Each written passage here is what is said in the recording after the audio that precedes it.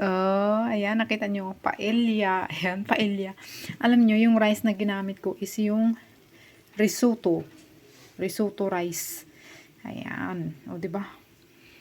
So, ayan na. Ano lang, manok. Manok. At ito, hiwalay ko na siya. Ayan, yung toppings ko. Risotto yung rice na yan. Parang bilog-bilog na siya. Tapos, yung powder na ano lang yung binili ko. Kasi hindi ko pa alam first time ko magawa ng ganito. Nagdagdag lang ako ng carrots. So, diba? Ganyan.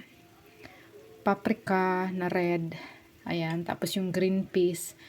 At saka yung manok. Ayan. Nag-slice lang ako ng manok. So, ayan ang aming pagkain. Diba?